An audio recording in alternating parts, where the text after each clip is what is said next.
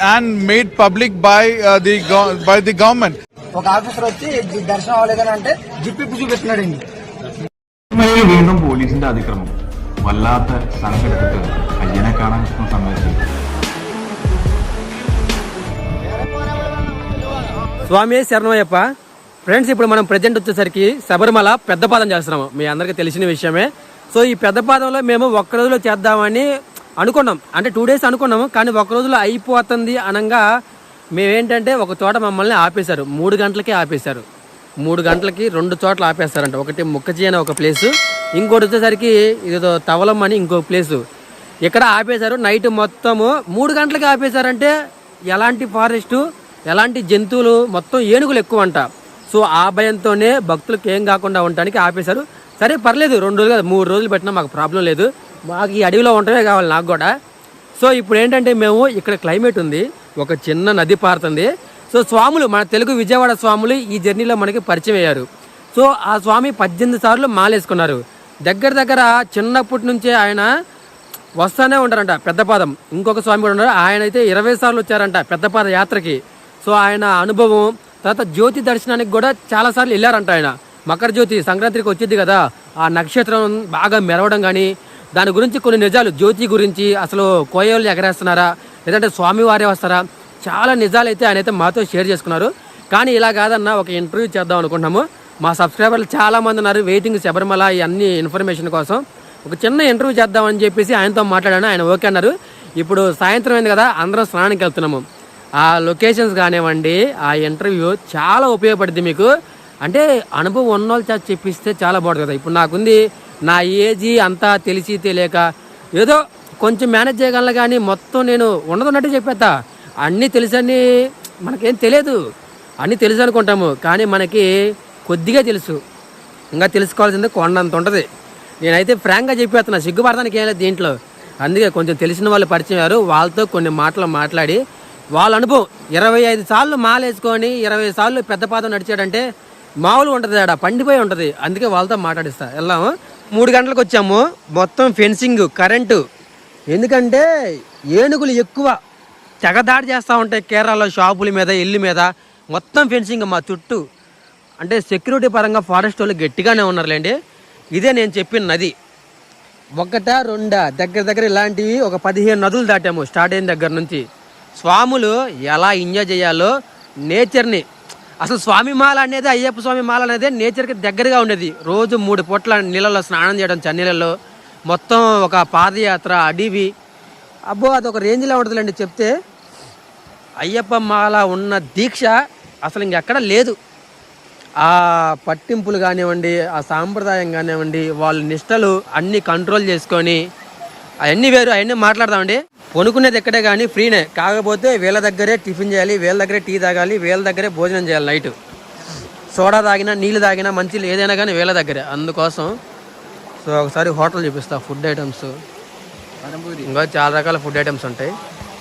అన్నీ తాగుతున్నాడు. ఇప్పుడే టీ తాగాము మేము. టీ తాగి అట్టికాయ బజ్జీ తిన్నాము. ఇది వీటితో అట్టికాయ బజ్జీ చేస్తారు, మంచి టేస్ట్ ఉంటుంది. ఇంకా నైట్కి పొరోటాలే దిక్కు మనకి. అన్నీ అవైలబుల్గా ఉంటాయి. ఇదిగోండి స్వాములు.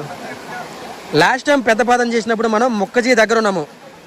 ఆ ముక్కజీ దగ్గరే కొనుక్కున్నాము. ఆడ కాకపోతే ఇలాంటి లొకేషన్ లేదు, కానీ ఇక్కడ మంచి లొకేషను, సూపర్ ఉంది మొత్తం కూడా. ఒక పక్క వర్షం పడుతుంది. గోపి స్వాములు అందరూ స్నానం చేస్తున్నారు. ఈ స్నానానికి ఏదైనా పేరుందా స్వామి? మామూలు స్నానం రోజుకి 3 సార్లే కదా, నది స్నానం కదా. మామూలు నార్మల్ స్నానం చేస్తున్నారు. దొరికిందే ఛాన్స్. రోజు ఊర్లో గుడి దగ్గర పైపుల కింద అలా చేసేవాళ్ళు, కానీ స్వాములకి దొరక ఒక కాలం నది దొరికిందంటే పండగే. సరదాగా ఎంజాయ్ చేస్తున్నారు. వర్షం కూడా పడుతుంది. ఇదిగోండి, ఇది వచ్చేసరికి మనకి అడవిలో నుంచి, చాలా దూరం నుంచి ఎలాంటి నదులు దగ్గర మేము పెద్దపాదం మొత్తం మీద ఒక 15 దాకా చూసాం. 15 నదులు దాటుకొని ఇక్కడ దాకా వచ్చి అన్ని కాలువలు చిన్నవి అన్ని నీళ్లు పారుతూనే ఉంటాయి. బా ఎంత కష్టపడుతున్నారో చూడండి. ఇంకా బ్రిడ్జీలు ఏముండవు, ఆ నీళ్ళకి నీళ్లు కొంచెం ఎత్తుకు రావడానికి. అవును, అలాగా కొండలు కోనలు అన్నీ దాటుతుంటే అబ్బా బాబా ఏముంటదిలే ట్రై చేద్దాం.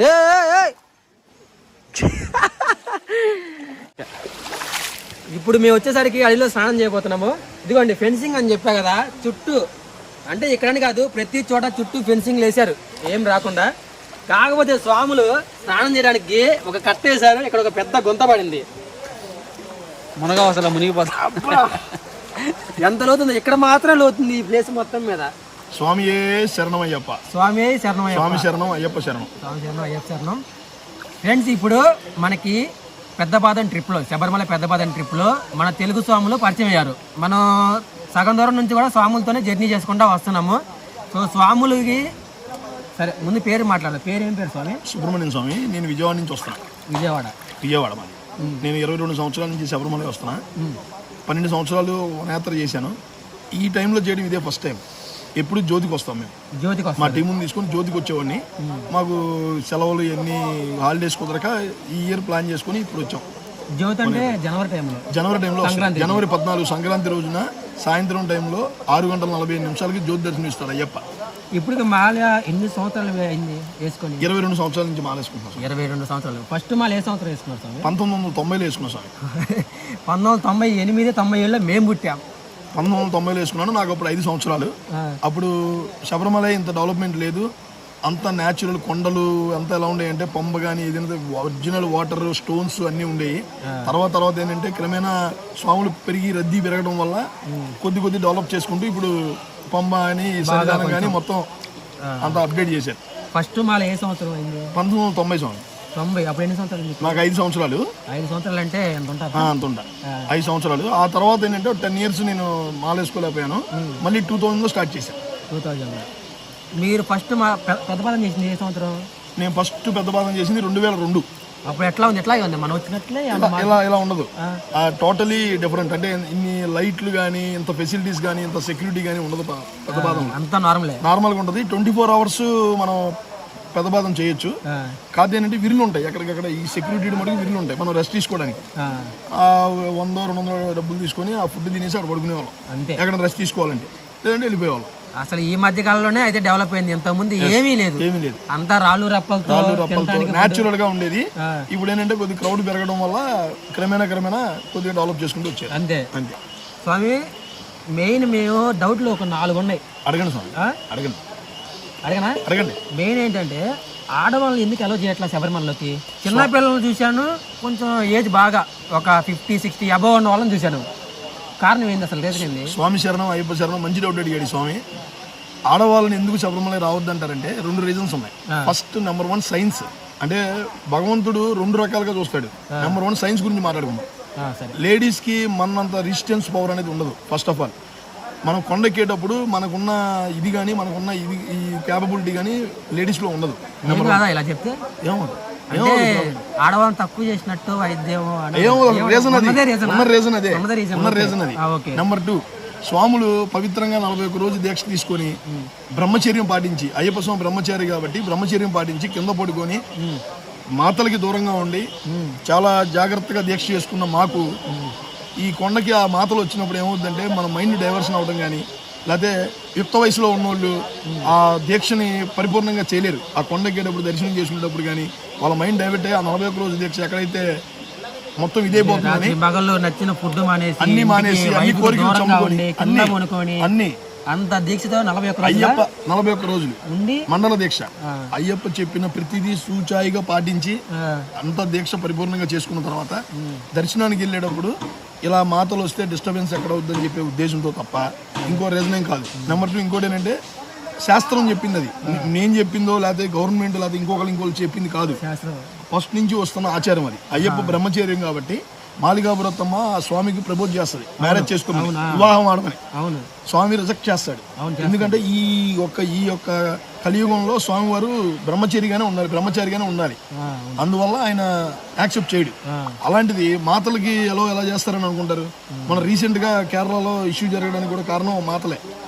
ఎట్లా మాతలో కావాలని కోర్టులో కేసేసి మాతలు మేము ఎందుకు రాకూడదని చెప్పి మారు వేషంలో శబరిమల దర్శనానికి వెళ్ళింది ఆ మాత. గుర్కా వేసుకొని బాగా వైరల్ అయిపోయింది ఆ మాతే.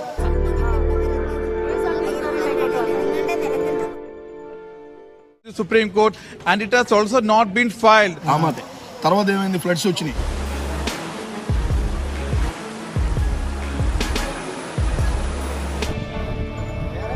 Dedicated leaders who are directed to work with the revenue authorities, police and disaster management team.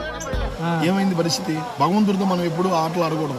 కలియుగ దేవుడు అయ్యప్ప, ఆయనకి చాలా పవర్, ఆయన్ని భక్తితో కలవాలి తప్ప ఆయనకి ఎదురు వెళ్ళకూడదు మనం. చిన్నపిల్లలు పెద్దవాళ్ళు మాత్రం వస్తున్నారు. అంటే మంత్లీ ప్రాబ్లమ్స్ లేని వాళ్ళు మాతలు, చిన్నపిల్లలు, పెద్దవాళ్ళు అంటే 55 సంవత్సరాలు దాటిన వాళ్ళకి ప్రాబ్లమ్స్ ఉండవు మాతలకి. అలాంటి వాళ్ళకి అధికారం ఉంది, వచ్చే అధికారం ఉంది. మాలు దారం వేసుకొని 41 రోజు దీక్ష, వాళ్ళకి నచ్చిన 21 రోజు దీక్ష. మరి ఇప్పుడు ఈ క్వశ్చన్ చేసే వాళ్ళు కూడా చిన్నప్పుడు ఎట్లాగో రాలేకపోయారు, కొంచెం ఏజ్ అయిన తర్వాత వాళ్ళ ఇంట్లో పిల్లల్ని పంపించి హస్బెండ్కి మాలేపించి కొన్నాళ్ళకి వాళ్ళు వచ్చిన ఇబ్బంది ఏమి ఉండదు కదా. ఇంకా 60 ఏళ్ళు 55 ఏళ్ళ తర్వాత ఆ ప్రాబ్లమ్స్ లేనప్పుడు వాళ్ళు రావచ్చు. అప్పుడు దాకా వాళ్ళు ఏదేదో వాళ్ళ ఇంట్లో చిన్న పాప బాబు వాళ్ళ హస్బెండ్ వాళ్ళకి ఏపించి దర్శనానికి పంపించచ్చు.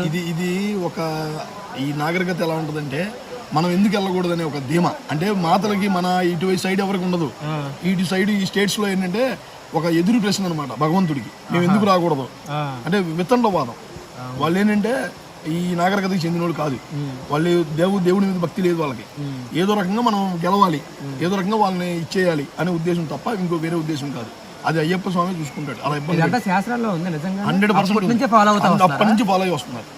ఇప్పుడు పెట్టింది కాదు, ఇది ఎప్పటి నుంచో వస్తుంది.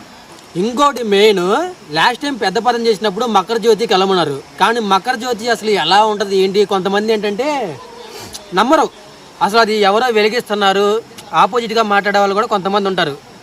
దాని గురించి మీరు వెళ్ళారా మకర జ్యోతికి? 12 సార్లు దర్శనం చేసుకున్నాం మకర జ్యోతి దర్శనం. 12 సార్లు అంట. ఎట్లా ఉంది ఎక్స్పీరియన్స్ అది? మకర జ్యోతి అంటే సాక్షాత్తు అయ్యప్ప స్వామి.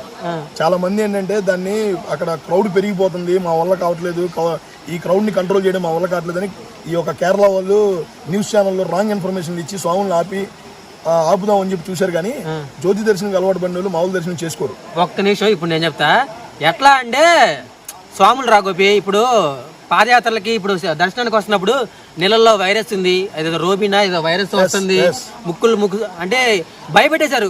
ఏదైనా చిన్న పాయింట్ దొరికితే దాన్ని ఎలా హైలైట్ చేయాలో మన న్యూస్ ఛానల్కే తెలుసు. అంటే అది ఎందుకు చేస్తారంటే క్రౌడ్ తగ్గించాలి. ఇలా వస్తుంది. మన కూడా ఫస్ట్ రోజు 10 లక్షల మంది వచ్చారు, 20 లక్షల మంది వచ్చారని చెప్పేసి భయపడి చాలా మంది రాలా. ఆగిపోయారు, చాలా మంది ఇబ్బంది పడ్డారు. అయితే ఇంత వైరల్ చేసేవాళ్ళు 3 నెలలు అయ్యప్ప స్వామి వాళ్ళకి ఇచ్చే ఆదాయం ఎంత, ఆ గవర్నమెంట్కి ఇచ్చే ఆదాయం, ఆ ఆదాయం లెక్కేసుకుంటే చాలు. మిగతా 9 నెలలు వాళ్ళు కేరళ ప్రభుత్వం అంతా ఎంజాయ్ చేయొచ్చు, అన్ని కోట్లతో ఎంజాయ్ చేయొచ్చు. కానీ భక్తుడికి మినిమం కామన్ సెన్స్. ఒక భక్తుడు ఇంత దూరం నుంచి 41 రోజు దీక్ష చేసుకొని అయ్యప్పని నమ్ముకొని స్వామియే శరణమయ్యప్ప అనే శరణఘోషతో టెంపుల్కి వస్తుంటే ఈ కేరళ వాళ్ళు ప్రవర్తించే ప్రవర్తన ఎంత దారుణాతి దారుణంగా ఉందంటే, పోలీసుల ప్రవర్తన కానీ అక్కడ స్టాఫ్ ప్రవర్తన కానీ, ఇరుముడిని ఎప్పుడు కూడా స్వాములను పట్టుకొని 18 దగ్గర లాగే స్వాముల్ని ఇరుముడి పట్టుకొని లాగేస్తున్నారు. ఆ ఇరుముడి ఎంత పవిత్రం, మనం ఎంత పవిత్రంగా తీసుకొస్తాం ఇరుముడిని. ఆ ఇరుముడి యొక్క విశిష్టత కూడా వీళ్ళకి తెలియట్లా. వీళ్ళు ఏంటంటే ఎంతసేపటికి ఆ డబ్బు ఒకటి చాలా వాళ్ళకి, మిగతా ఏం అవసరం లేదు, భక్తి ఏమీ లేదు వీళ్ళకి. వీళ్ళు ఆ అయ్యప్పని నమ్ముకొని ఆ 9 నెలలు గడుపుకోవడానికి ఈ 3 నెలలు మనల్ని ఇబ్బంది పెట్టి. కానీ మనకి అన్ని ఫ్రీగానే ఉన్నాయి కదా స్వామి, డబ్బులు తీసుకోవట్లేదు కదా. ఏం ఫ్రీ ఉన్నాయి చెప్పండి మీరు? అక్కడ నుంచి దర్శనం టికెట్ ఏం లేదు, దర్శనం టికెట్ అవసరం లేదండి. దర్శనం టికెట్ దాని బదులే కదా. ఇప్పుడు నీకు ఫుడ్ ఉంది, మనకి ఎంత టిఫిన్ అక్కడ 30 రూపాయలు, అదే శబరిమలలో ఎంత 80 రూపాయలు 90 రూపాయలు, 70 రూపాయలు 70 రూపాయలు దోశ. ఎంత తేడా ఉంది? సగం పైన. అందులో గవర్నమెంట్ కంపల్సరీ ట్యాక్స్ కట్టాలి. షాపులు తీసుకునే వాళ్ళు ఎంత కడతారు, వాళ్ళు ప్రతి షాపుకి వాళ్ళు డబ్బులు తీసుకుంటారు. అదే 10 మంది కలిసి అయితే దోశలకి 800, 300 రూపాయలు టిఫిన్ 800, 500 రూపాయలు మన దగ్గర తీసుకోవట్లేదా? ప్రసాదం ఉంది, ప్రసాదం డబ్బా ఉంది. ఒకప్పుడు ఎంత ప్రసాదం డబ్బా, ఇప్పుడు 100 రూపాయలు చేశారు. ఎక్కడ తగ్గారు? 100 రూపాయలు డబ్బా ఒక్కటి. ఎక్కడ ఫెసిలిటీ పెంచారు? పోనీ ప్రసాదం ఏమైనా క్వాలిటీ ఇస్తున్నారా? రకరకాలుగా చేస్తున్నారు. ఒక్కో సంవత్సరం ఉంటుంది ఆ ప్రసాదం. నెక్స్ట్ వివిఐపీ ట్రీట్మెంట్ వేరుగా ఉంటది, సాధారణ మనిషి ట్రీట్మెంట్ వేరుగా ఉంటది. ఏ సాధారణ మనిషి కాదా? ఓన్లీ విఐపీలే మనుషులా? ఇంకా అన్ని చోట్ల ఉంది కదా. అంటే ఇక్కడ ఇంకా ఎక్కువ ఉంది, శబరిమలలో ఇంకా ఎక్కువ ఉంది. మేము ఏంటంటే ఒక 5-6 కలిసి ఏదైనా సేవ టికెట్ దొరుకుతుందేమని చూస్తారు. ఆ టికెట్లు ఎప్పుడు దొరకవు అక్కడ శబరిమలలో. నీకు ఇప్పుడు తిరుమలలో ఒకసారి బ్రేక్ ఆ లెటర్ పెట్టి ఈ లెటర్ పెట్టుకుని, ఇక్కడ ఆ ఫెసిలిటీయే లేదు. కాబట్టి మేము కోరుకునేది ఏంటంటే కేరళ గవర్నమెంట్ని, విజయన్ సార్ మీరు ఎక్కడ ఉన్నారో కానీ మీరు సీఎంగా కంటిన్యూ అవుతున్నారు, కానీ మీ గవర్నమెంట్లో అయ్యప్ప ద్వారా మీరు సంపాదించే ఒక డబ్బు ఎంత వస్తుందో చూసుకోండి. దాన్ని బట్టి మీరు ఏమి చేయకర్లా. 3 నెలలు ఇక్కడ ఆంధ్ర తెలంగాణ ఎక్కడెక్కడి నుంచి వచ్చే స్వాములకి మినిమం ఫెసిలిటీస్ కల్పించండి. నిన్న క్యూ లైన్లో స్వాములు చిన్నపిల్లలు ఎంతమంది ఇబ్బంది పెట్టారో తెలుసా? వాళ్ళు రెండోసారి అయ్యప్ప దర్శనానికి రావాలంటే భయపడా చేశారు మీకు. అవును, ఏదన్నా పెరుగన్నం పెట్టడం కానీ ఏదన్నా పాలు ఇవ్వడం, క్యూలో ఉంటారు కదా వాళ్ళకి, ఏమీ లేదు, మంచిలు కూడా ఇచ్చేవాడే లేడు అక్కడ. మీరు నాది ఒకటే విన్నపం, ఆంధ్రప్రదేశ్ కానీ తెలంగాణ కానీ మన సైడ్ నుంచి వచ్చే భక్తులు ఎక్కువ. మనకి తెలుగు లాంగ్వేజ్ మహా అయితే ఇంగ్లీష్ కొద్దిగా మాట్లాడగలం. ఆ ఇంగ్లీష్ ఇక్కడ కేరళ పోలీసులకి ఎవరికి రాదు. హిందీ మనం అసలు మాట్లాడడం, ఆ తెలుగు మాట్లాడే వాళ్ళు లేరు. మనం ఏం చెప్పేది వాళ్ళకి అర్థం అవ్వదు. కాబట్టి మీ అందరికి ఒక విన్నపం, ఎవ్రీ ఇయర్ ఆ 3 నెలలు కంపల్సరీ ఈ భక్తులకి ఏ ఇబ్బంది లేకుండా మాకు కంపల్సరీ అన్ని ఫెసిలిటీస్ కావాలని చెప్పి మీరు లోక్సభలో కంపల్సరీ ఈ బిల్లుని తీసుకెళ్లాలని నేను కోరుకున్నాను. నా వైపు నుంచి ఎంతోమంది అయ్యప్పలు బాధపడుతున్నారు ప్రతి సంవత్సరం. ఈ కేరళ వాళ్ళు చేసే ఈ యొక్క అవమానాలు కానీ, స్వాముల్ని చూసేది ట్రీట్మెంట్ కానీ మనం అంటే లెక్కలేదు వాళ్ళకి. మనం ఏదైనా మాట్లాడనుకో ఓ అంటారు. ఏంటో మరి మనం వాళ్ళ డబ్బులు మనం తిన్నామో నాకేం అర్థం అవ్వాలి. మన డబ్బులు తింటున్నారు వాళ్ళు, మన డబ్బులు తీసుకుంటున్నారు వాళ్ళు డ్యూటీలు చేసేది మన డబ్బులతో. కానీ మనకు వాల్యూ లేదు అక్కడ. దయచేసి మీ ఎంపీలు మీరు అందరూ ఒక మాట అనుకొని సీఎంల దగ్గరికి వెళ్ళి సీఎంలతో మాట్లాడించి ఆ లోక్సభకి వెళ్ళి మనం సభలో మాట్లాడేటప్పుడు శబరిమల గురించి మాట్లాడి కొద్దిగా ఆ స్వాములందరినీ కాపాడండి. అయ్యప్ప స్వామియే శరణమయ్యప్ప. రీసెంట్ గా ఇన్స్టాగ్రామ్ లో ఒక వీడియో పెట్టారు, నాకు పంపించారు. స్వామికి ఏదో అడిగితే అంట ఇలా చూపించాడంట, అవమానాలు ఇలా చూపించాడంట. ఎవరు చెప్పుకుంటా చెప్పుకో అని ఇట్లా చూపించాడంట చేతులు. అది బాగా వైరల్ అయిపోయి న్యూస్ ఛానల్ కూడా చెప్పారు, చూసాం కదా ఆ వీడియో. నేను తర్వాత పంపిస్తా. అవమానాలు, స్వాములకి అవమానాలు అంటే వాళ్ళకి భక్తి అంటే ఏమీ లేదు వాళ్ళకి. అంటే మనం మాలేసుకొని పవిత్రంగా మనం వస్తే మనం వాళ్ళు హేళన చేస్తున్నారు. కానీ మన డబ్బు మటుకు కావాలి వాళ్ళకి. దయచేసి దీన్ని గట్టిగా మనం పోరాడి మాకు కంపల్సరీ ప్రతి సంవత్సరం శబరిమలలో మాకు కావాల్సిన ఎంపీలు గట్టిగా మాట్లాడి మా గురించి పోరాడి అయ్యప్ప ఒక దీన్ని మీరు కాపాడాలని కోరుకుంటున్నాం. ఏదైనా మన ఎంపీల చేతిలో ఉంటుంది. పక్క రాష్ట్రాల్లో ఏదైనా సెటిల్ చేయాలంటే ఎంపీలు వెళ్ళి గట్టిగా అడిగితేనే పని అయింది. 100% మన హిందుత్వాన్ని కాపాడాలని కోరుకుంటున్నాం. అవును అన్న, మకర జ్యోతి గురించి చెప్పండి స్వామి.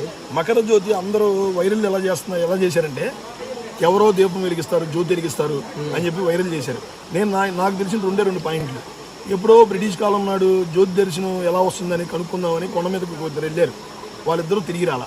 అలాగే అక్కడే సంవత్సరం అయిపోయారు ఇద్దరు. అలాగే ఇంకొక న్యూస్ రిపోర్టర్ కూడా వెళ్ళినట్టు ఒక పెద్ద గురుస్వాములు చెప్తుంటే నేను విన్నా.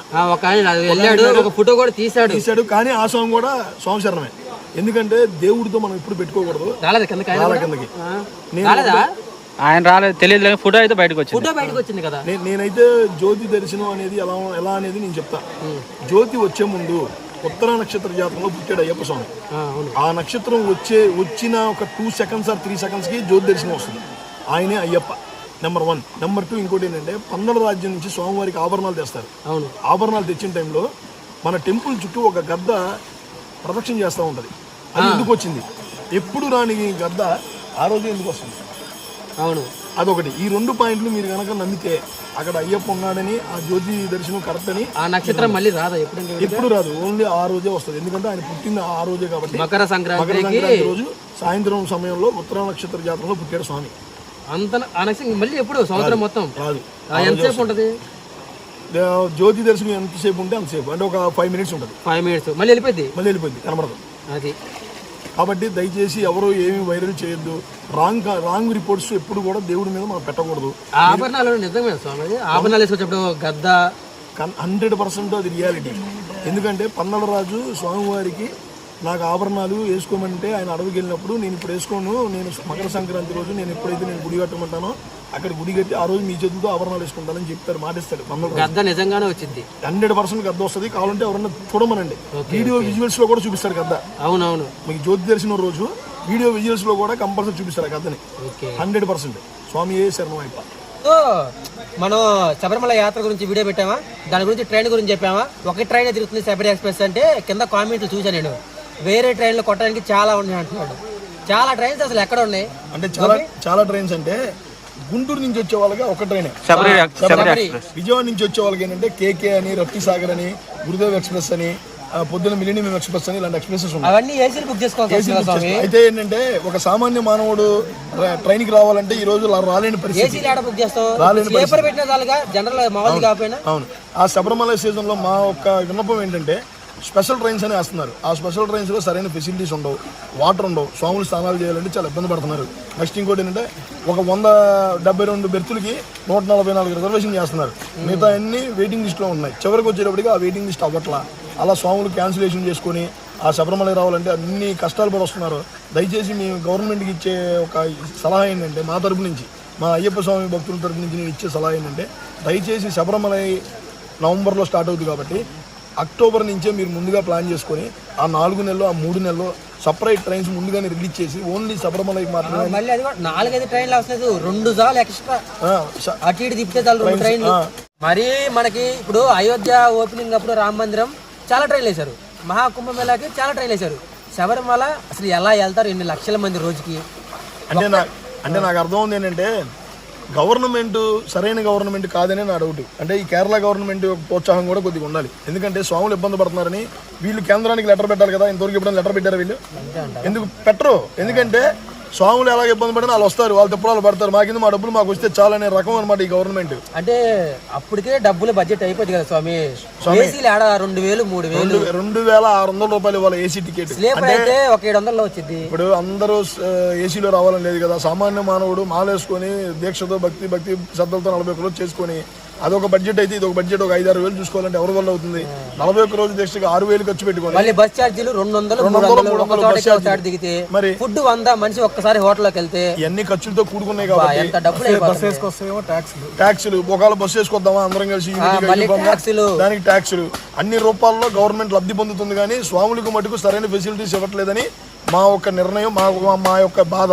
కంపల్సరీ మన గవర్నమెంట్ వాళ్ళు చేయాల్సింది ఏంటంటే, ఈ ప్రతి సంవత్సరం శబరిమలకి 3 నెలలు కంపల్సరీగా ఉంటుంది కాబట్టి స్వాములు తాకిడి ఉంటుంది, స్వాములు ఎంతమంది వెళ్తారని ఒక ఎస్టిమేషన్ ఉంటుంది కాబట్టి దానికి తగ్గ ఫెసిలిటీస్ ఇచ్చి ట్రైన్స్ వేయాలని ముందుగానే జాగ్రత్త అయిపోద్ది.